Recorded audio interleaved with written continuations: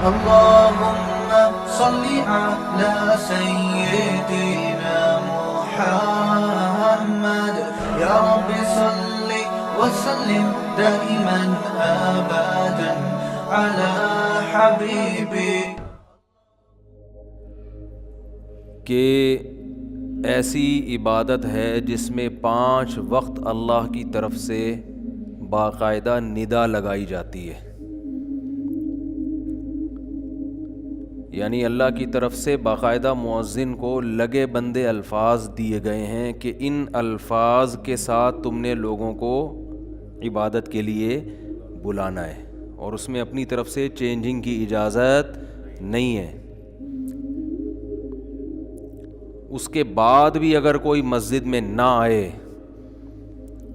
تو یہ بہت بڑی بدبختی ہے. تو اذان اللہ کو بہت پسند ہے.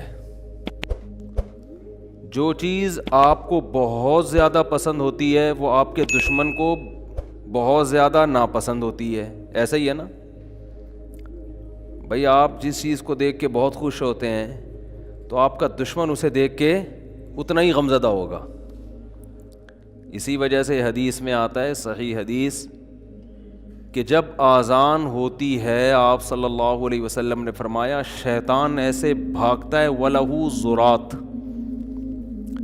زُرَات کہتے ہیں عربی میں کسی کی ہوا خارج ہو آواز کے ساتھ، تو ذلیل ہو جاتا ہے نا وہ لوگوں کے سامنے.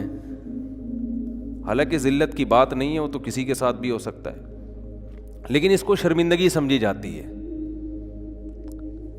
تو حدیث میں آتا ہے شیطان کی ایسی کنڈیشن ہوتی ہے کہ وہ آواز کے ساتھ ہوا خارج کرتے ہوئے بھاگتا ہے، اتنا ذلیل ہو جاتا ہے، اتنا غصہ آتا ہے اس کو،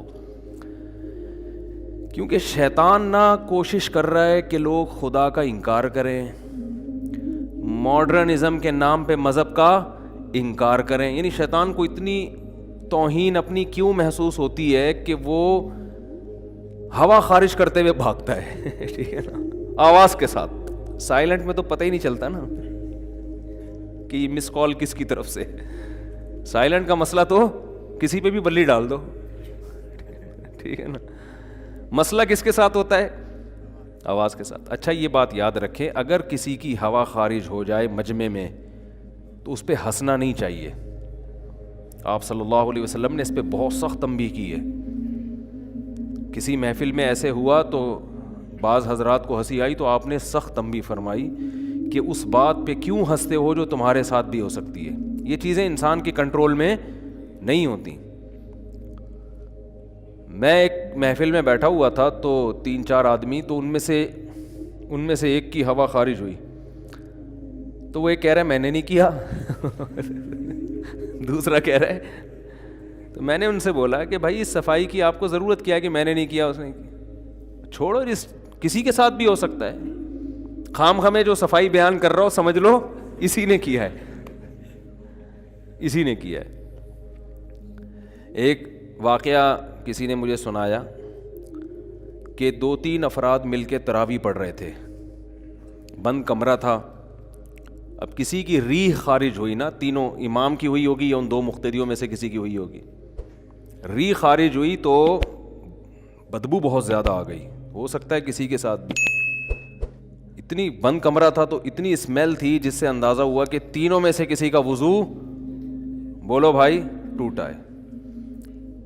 تو اس بتانے والے نے واقعہ سنایا کہ تینوں نے 20 رکعتیں مکمل کی ہیں شرمندگی سے بچنے کے لیے، کہ کیونکہ اب جو جائے گا وہ پکڑا جائے گا اور لوگ بولیں گے یار ایسی اسمیل، یار پتہ نہیں کیا کھاتے ہو تم.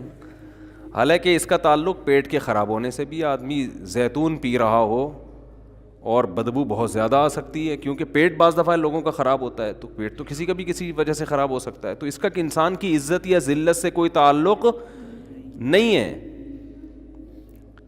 تو میں نے کہا کہ اگر وہ عقل مند ہوتا، امام میں عقل ہوتی نا، تو وہ کہتا کہ بھائی ہم تینوں کو چاہیے کہ ہم جا کے وضو کریں. کسی کا بھی وضو ٹوٹا ہے اور یہ جو اللہ نے پردہ ڈالا ہوا ہے تو پردہ ڈالو، تینوں کو چاہیے کہ وضو کر کے آ جائیں. اب جس کا ٹوٹا وہ بیچارہ بغیر وضو نماز پڑھتا رہے، کتنا بڑا جرم ہے بغیر وضو نماز پڑھنا. تو اسلام نے کسی کی جو سیلف ریسپیکٹ ہے نا اس کا بہت زیادہ خیال کیا ہے. نہ تو شرعی حکم میں تبدیلی ہوگی کہ بغیر وضو نماز ہی پڑھتے رہو تو بہت بڑا جرم ہے, لیکن عزت کا بھی خیال. یہی وجہ ہے کہ علماء نے مسئلہ بیان کیا ہے کہ نماز کے دوران کسی کا وضو ٹوٹ جائے تو ناک کو یوں کر کے نکلے وہ. کیوں؟ اگلا سمجھے گا نکسیر پھوٹی ہے. ناک پکڑ کے نکلے گا تو شاید کیا ہوا ہے, نکسیر پھوٹتی ہے نا, بلیڈنگ شروع ہو جاتی ہے ناک سے. تو اس میں جھوٹ بھی نہیں ہے کہ بھائی ناک پکڑی ہوئی ہے, ہماری مرضی, ہم جو چیز پکڑے ہیں, ٹھیک ہے نا, کان پکڑے, ناک پکڑے, ہمارے پارٹس ہیں نا تو ہم ناک پکڑ کے نکل رہے ہیں, تو یہ جھوٹ بھی نہیں ہے. لیکن یہ میسج جائے گا کہ بھائی کیا ہے. میں ایک دفعہ یہاں نماز پڑھا رہا تھا تو میں نے نماز کے بعد دیکھا کہ میرے کپڑوں پہ بلڈ لگا ہوا ہے نا, کہیں سے جیسے آدمی کی خارش کرتا ہے نا, دانہ پھوٹ جاتا ہے. مجھے اندازہ نہیں ہوا تو میں نے اعلان کیا بھائی نماز دوبارہ ہوگی. جو عقل مند تھے, سمجھدار تھے, پڑھ لی دوبارہ. انہوں نے بھائی امام صاحب کہہ رہے ہیں تو کوئی وجہ ہوگی. اگلے دن 2-3 آدمی میرا خون پی رہے ہیں. نہیں, کیوں دوبارہ کیوں, کوئی کیا ہوا, کیا تھا, بار بار آ کے پوچھ رہے ہیں ہوا کیا تھا. میں نے کہا آپ کو اس سے کیا غرض ہے کہ کیا ہوا تھا, کچھ بھی ہوا ہو, آپ کو کیا تکلیف ہے. تو جو امام سے پوچھ رہا ہے نا کہ نماز دوبارہ کیوں پڑھوا رہے ہو, وہ فسادی ہے. وہ کیا ہے, فسادی. کسی کے ساتھ کسی بھی ٹائم پہ کوئی بھی عذر ہو سکتا ہے. اسلام ایسا نیچرل مذہب ہے نا, تو یہ تو ہم جو جاہل لوگ ہیں نا, انہوں نے جاہل پیر اور جاہل لوگ جو مذہبی رہنما بنے ہوئے ہیں, انہوں نے اسلام کا امیج بہت خراب کیا ہے. اسلام جیسا نیچرل مذہب اور 2 اور 2 4 کی طرح بالکل واضح ہے, یہی تو تعلیمات ہیں جو اپیل کرتی ہیں. آج میں سوچ رہا تھا, دیکھو رسول اللہ صلی اللہ علیہ وسلم جس دور میں آئے, آج ہم جاہل پیروں کو دیکھتے ہیں نا جن کے پاس اتنا کراؤڈ ہوتا ہے, انہوں نے شعبدے بازیوں سے لوگوں کو اپنے گرد اکٹھا کیا ہوا ہوتا ہے. ایسی ایسی شعبدے بازیاں, انگلی پکڑیں گے جن آ جائے گا, ہے بھائی, مسمرزم کرتے ہیں, دماغ کو پڑھ لیتے ہیں, مسمرزم کرتے ہیں نا, یہ تو یہ شعبدے بازیاں ہی تو ہیں. اور ایسے کریں گے, یوں کریں گے, پتہ نہیں کیا کیا عجیب عجیب چیزیں, اور کتنا مجمع ان کے پاس اکٹھا ہو جاتا ہے. حالانکہ آج ایجوکیشن کا لیول پہلے سے کئی گنا زیادہ ہے. میں سوچتا ہوں اگر معاذ اللہ نقل کفر نہ باشد, ہمارے نبی صلی اللہ علیہ وسلم نقل کفر جھوٹے نبی ہوتے تو اس دور میں تو شعبدے بازیاں لوگ بڑے آرام سے قبول کر لیتے, اور بڑے آرام سے ہو جاتی نا. جب اتنے پڑھے لکھے دور میں جس میں کوئی بات لاجک کے بغیر لوگ قبول نہیں کرتے, اس میں آپ دیکھ لو, یوٹیوب پہ سرچ کرو, کیسے کیسے 2 نمبر لوگ جو صرف مسمرزم کر رہے ہیں جن چڑیل بھوتوں کے نام پہ, اور پتہ نہیں کچھ میجک سیکھ لیتے ہیں ان کے نام پہ, کیسی دکانیں چلا رہے ہیں. اور اس میں آپ کو ان کے مریدوں میں آرمی کے بریگیڈیئر کرنل بھی ملیں گے, آپ کو ان میں ڈاکٹر بھی ملیں گے. ایسے ایسے پڑھے لکھے لوگوں کو انہوں نے الو بنایا ہوا ہے کہ لوگ کہتے ہیں یار یہ کوئی بزرگ پہنچا ہوا ہے, یہ وہ کچھ کر سکتا ہے جو دوسرے نہیں کر سکتے. تو لیکن آپ نبی صلی اللہ علیہ وسلم کی تعلیمات دیکھیں, اس دور میں جب لوگوں کو بیوقوف بنانا شعبدوں کے نام پہ, جادو کے نام پہ بہت آسان تھا. اس دور میں آپ کی تعلیمات دیکھو, قل انما انا بشر مثلکم. یہ لوگ آ کے پوچھتے تھے کہ آپ نہریں جاری کریں, آپ جو ہے وہ ہمارے سامنے آسمان پہ جائیں, آپ یہ کریں, آپ وہ کریں. کیا صاف جواب دیا گیا, انما انا بشر مثلکم. بھائی میں تمہاری طرح کا انسان ہوں, میں نے یہ دعوے کب کیے ہیں. سبحان ربی هل كنت الا بشر رسولا. میں جس خدا کی دعوت دے رہا ہوں نا وہ خدا سب کچھ کر سکتا ہے, میں تو انسان ہوں. میں نے کب کہا ہے وَلَوْ كُنْتُ عَالَمُ الْغَيْبِ, اگر مجھے غیب کی باتوں کا علم ہوتا. یہ جو جتنے شعبدے باز ہیں یہ مستقبل کی خبریں بتا رہے ہوتے ہیں نا. ارے پبلک ان کے پاس جاتی, آپ جس بھی پیر کو دیکھ لیں نا, جو جاہل پیر ہیں, جو بھی جن کی دکانیں چل رہی ہیں, وہ آپ کو کل کی باتیں بتا رہا ہوگا. کل آپ کے ساتھ یہ ہو جائے گا, کل یوں ہو جائے گا, آپ یوں ہو جائے گا, کل یوں ہو جائے گا, اور آپ کا یہ ہفتہ مناسب رہے گا, آپ کا یہ نامناسب رہے گا, بھاگ جائے گی, واپس آ جائے گی, وغیرہ وغیرہ, چلاتے رہتے ہیں باتیں. تو کتنا رش ہوتا ہے.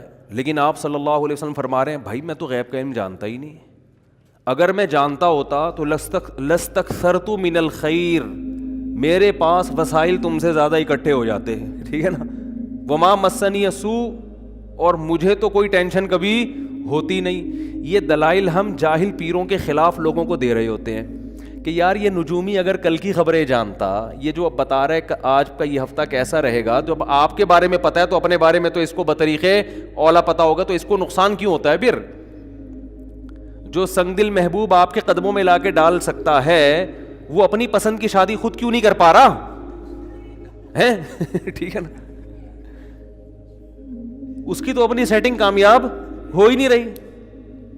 جو جنات کے ذریعے جنات کو قابو میں رکھ کے آپ کے جن بھگا رہا ہے، یعنی اپنے جنات کو آپ کے جنات سے لڑوا رہا ہے، اپنے جنات کے ذریعے یہ کروا رہا ہے، وہ کہ ہوٹل سے 2 پراٹھے کیوں نہیں اٹھوا کے لا رہا جنات کے ذریعے بغیر پیسے دیے؟ کیا خیال ہے بھائی؟ بھائی اس سے بولو ایک پراٹھا اٹھا کے لے آؤ یار. وہ کہتے ہیں جی دیکھو جنات تو سلیمان علیہ السلام کا تخت وہاں سے وہاں اٹھا کے لا سکتے ہیں، تو یہ سنگ دل محبوب کو کیوں نہیں لا سکتے؟ جنات لا سکتے ہیں، مگر سوال یہ نہیں ہو رہا جنات لا سکتے ہیں کہ نہیں، آپ کے مشورے پہ لا سکتے ہیں کہ نہیں، بات یہ چل رہی ہے. وہ تو سلیمان علیہ السلام تھے وہی، ان کے مشورے پہ تو حکم کے تو لائیں گے. آپ کیا ہو؟ آپ کی تو اپنی سیٹنگ پھنسی ہوئی ہے 6 مہینے سے، حقیقت ہے نا. تو ہم یہ دلائل ہم ان پیر و مرشد جو جاہل پیر ہیں ان کے خلاف لوگوں کو دے رہے ہیں کہ ان کے پاس علم غیب نہیں ہے. وہ دلائل نبی صلی اللہ علیہ وسلم اپنے خلاف دے رہے ہیں کہ میرے پاس علم غیب نہیں ہے، کہ میرے پاس اگر غیب کا علم ہوتا تو مجھے تو کوئی پریشانی کبھی ہوتی نہیں، میرے تو ساتھی شہید ہو گئے. دھوکہ دیا نا منافقین نے آپ صلی اللہ علیہ وسلم کو آ کے دھوکہ دیا کہ ہم نے اسلام قبول کیا ہے، 70 افراد ہمارے ساتھ بھیج دیں قبیلے میں جو دین کی تبلیغ کریں گے. آپ صلی اللہ علیہ وسلم نے اپنی جو حفاظ تھے نا، جو علماء صحابہ تھے، پوری کریم جسے کہتے ہیں، اس کا ایک بہت بڑا حصہ ان کے ساتھ روانہ کر دیا. وہ انہوں نے کتنی لفاظی کی ہوگی کہ ہمارے نبی کو یہ لگا کہ یہ نیک لوگ ہیں، حالانکہ ہمارے نبی تو انتہائی ذہین، بہت فراست والے تھے. آپ صلی اللہ علیہ وسلم کو معاذ اللہ دھوکہ دینا آسان نہیں تھا، بہت ذہین تھے، زیرک تھے. لیکن انہوں نے کیسے ایک گراؤنڈ بنایا ہوگا اور کیسی لفاظی کی ہوگی، کیسی گول باتیں، اور کیسے ممکن ہے آ کے رونا دھونا بھی شروع کر دی ہوں، اور یقین آ گیا ہو صحابہ کو بھی، آپ کو بھی. آپ نے 70 افراد بھیج دیے. جب وہ میدان میں گئے انہوں نے گھیر کر شہید کر دیا ان کو. تو آپ کو اگر پتا ہوتا کہ یہ ایسا ہو جائے گا، غیب کا علم ہوتا، تو آپ کو یہ نقصان ہوتا؟ تو اس لیے قرآن کہہ رہا ہے کہ اے نبی آپ ان کو خود بتائیں، میری طرف سے آپ کو یہ بتانا پڑے گا کہ اگر مجھے غیب کا علم ہوتا لستکثرت من الخیر، تو میرے پاس بے تحاشا وسائل اکٹھے ہو جاتے. وما مسنی السوء، اور مجھے کوئی نقصان نہیں ہوتا، کیونکہ کل کی پلاننگ میں آج سے پہلے سے کر لیتا. تو کتنی واضح تعلیمات ہیں، کتنی واضح تعلیمات. تو یہ خود تعلیمات ہمارے نبی کے برحق ہونے کی دلیل ہے، خود دلیل.